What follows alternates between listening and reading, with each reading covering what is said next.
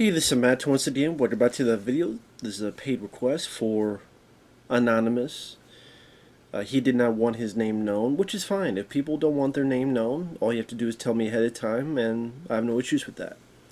But this person sent me a request. Thank you so much. If anyone wants to send in a paid request, topic, tier list, review, re-review, randomness, whatever it may be, feel free to send it either directly to my PayPal or join my Patreon.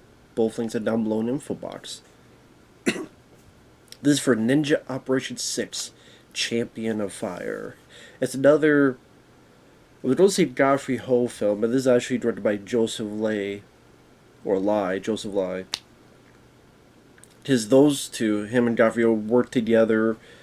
So if Godfrey Ho was doing something, this guy was doing something. And again, they did a lot of these things where they would take a movie, and then they would cut it up, edit it however they want, and they would add in these other scenes, usually with ninjas, usually with people like Pierre Kirby, or in this case Richard Harrison, where Richard Harrison is wearing ninja suits with bandanas that will clearly say ninja.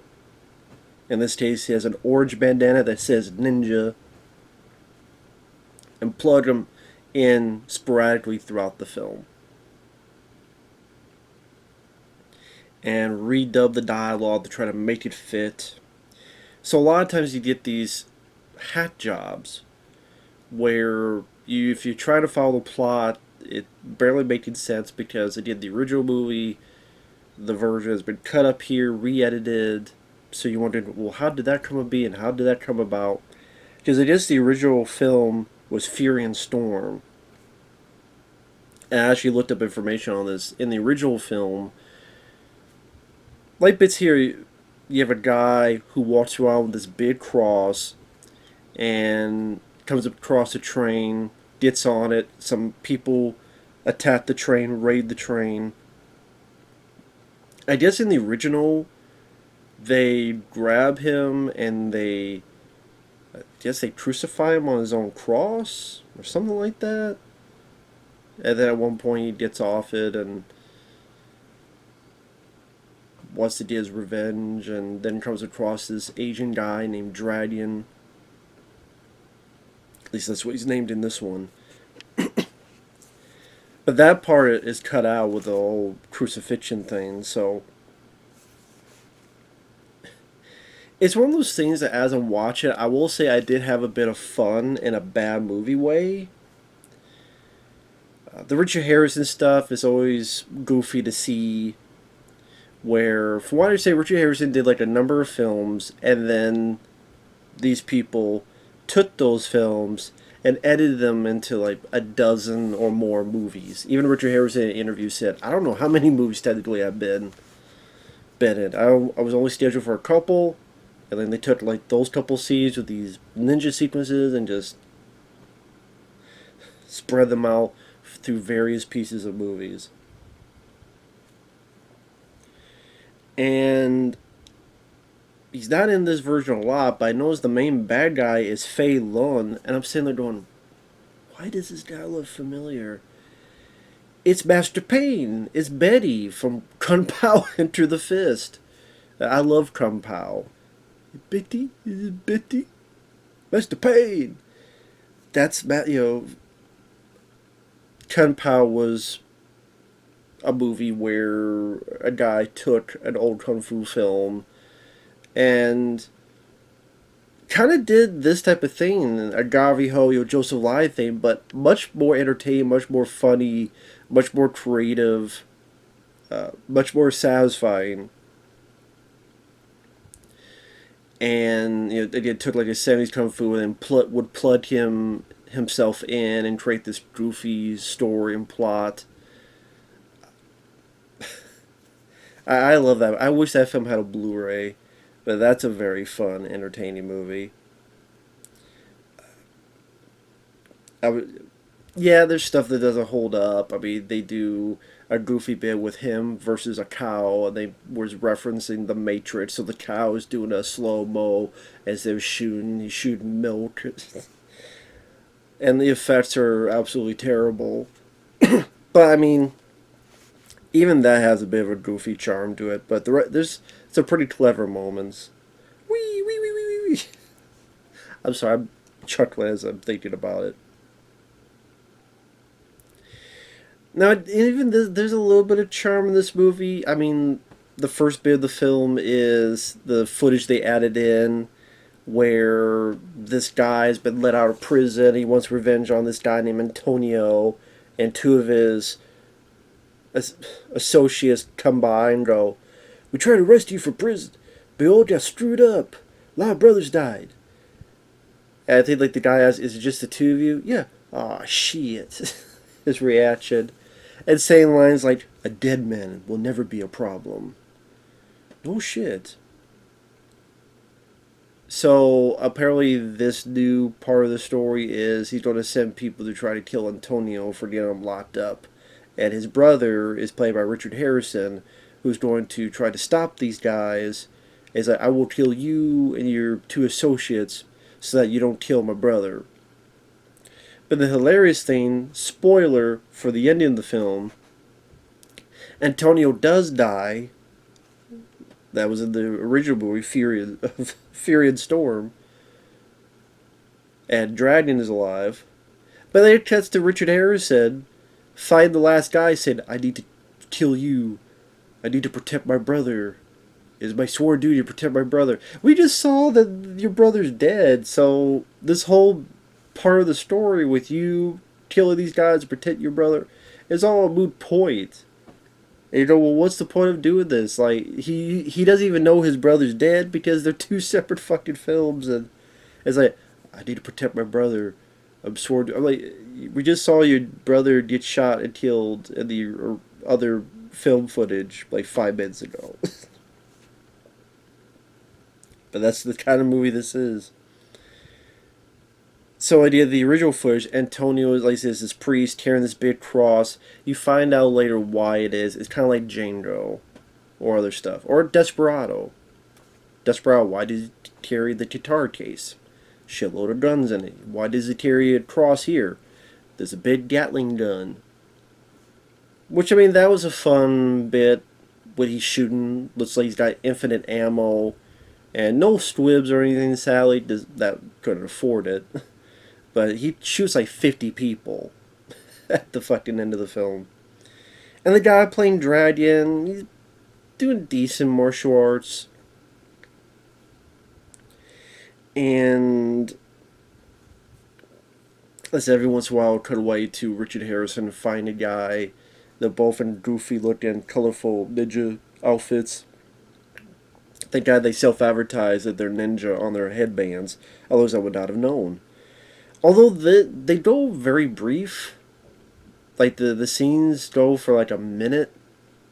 So no, honestly, Richard Harrison is probably in this for maybe a little bit more than 5 minutes or so.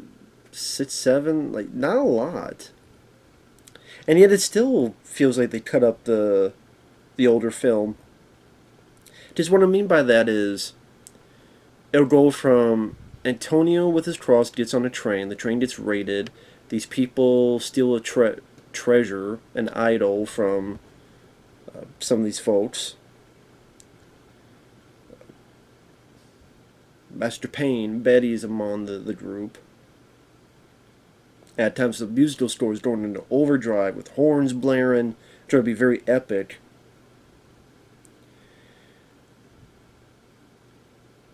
And at one point he's like wounded and left alone. Then the next scene he's being chased by guys throughout these Greenlands, and this guy named Dragon helps him. Or there's this one guy with a white suit who gets to the priest, because Antonio is wearing priest outfit, is like choking him with a rosary. Dragon comes up and goes, "Hey, stop that." Then the three of them are together. You don't know why. There's a bit where they go into this establishment, a little bit of food in their belly. Then all of a sudden, Dragon's like, "Oh wait, where's Antonio?" Runs out, and then Antonio starts trying to fight Dragon. Why? I don't know. Because at the end, the poor redub job and the cutting bits out and re-editing and changing this to here, putting A slot to G and putting H slot to B, it makes it a bit confusing and jumbled. Like you're missing pertinent information.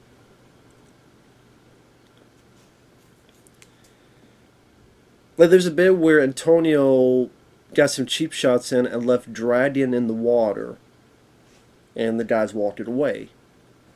The very next shot is the two of them walking together among the mountains. What happened in between that? You guys were you ready to hate on this guy and leave his ass to be knocked the fuck out in the water, and then the next shot you two are on the mountains together. I'm like, what is going on?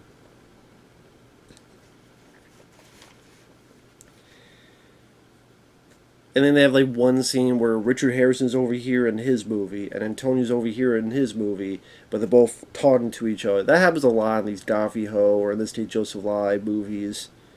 And you tell like the background's different, you tell it's two different films.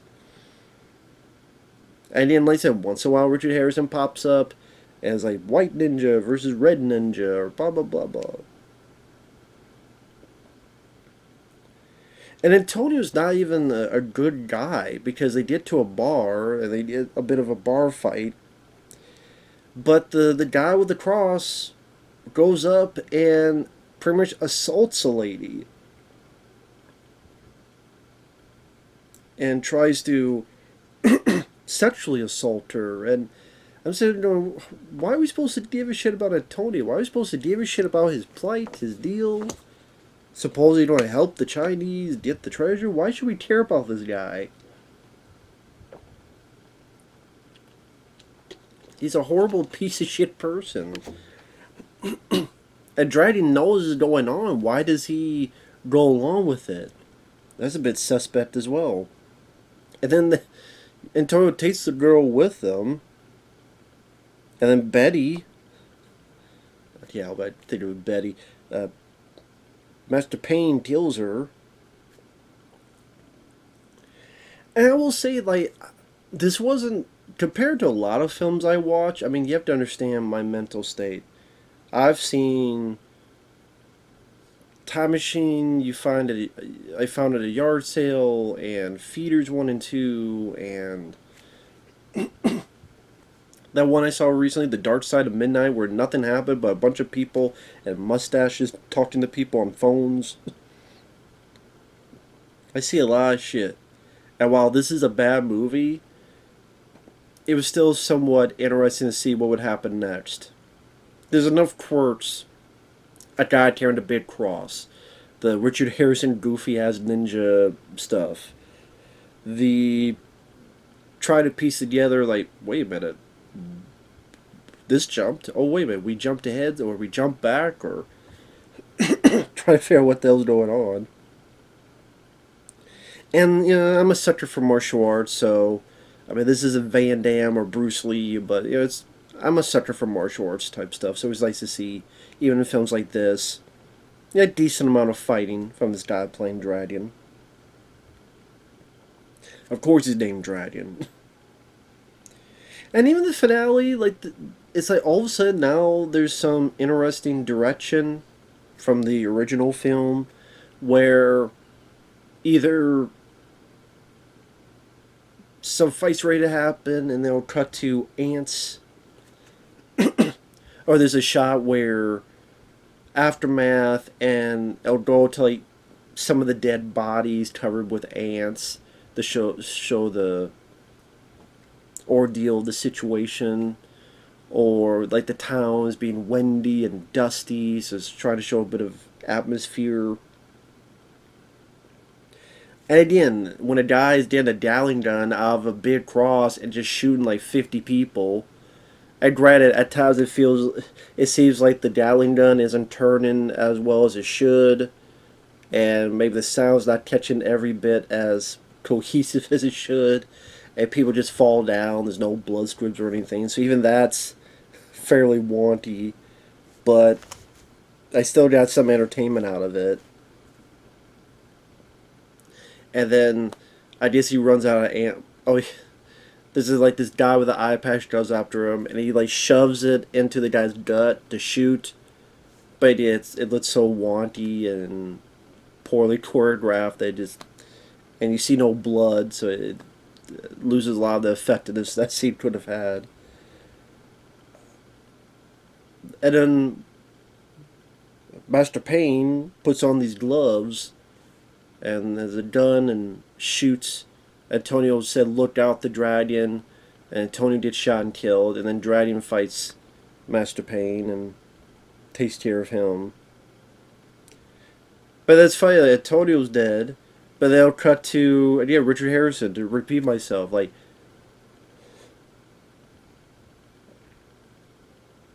this is all to save your brother Antonio. Because he says you're deal to protect him, but you don't know that your brother is dead. So all this was fucking pointless that you're doing. Technically, the bad guy won, and you don't know it yet. So Richard Harrison fights the guy. Not really that much of a fight though. It's pretty short and anticlimactic. Bit of a sword play, and then the movie's over. Pretty much Richard Harris's double does like a flip, a sword slice, kills the guy, and then boom, movie's over. No ifs, ands, or buts about it. So, I mean, it's still junk. Like I said, at least I did have some fun with it in a bad movie way, but it's it's not the worst of these movies I've seen. Sadly enough, it really isn't. But I will say these always, well, not always. This is always. Is it always? I gotta be honest. It's always fascinating to see these type of movies, just to see how they try to put these two films together and what quirks on either footage they try to incorporate in or keep in.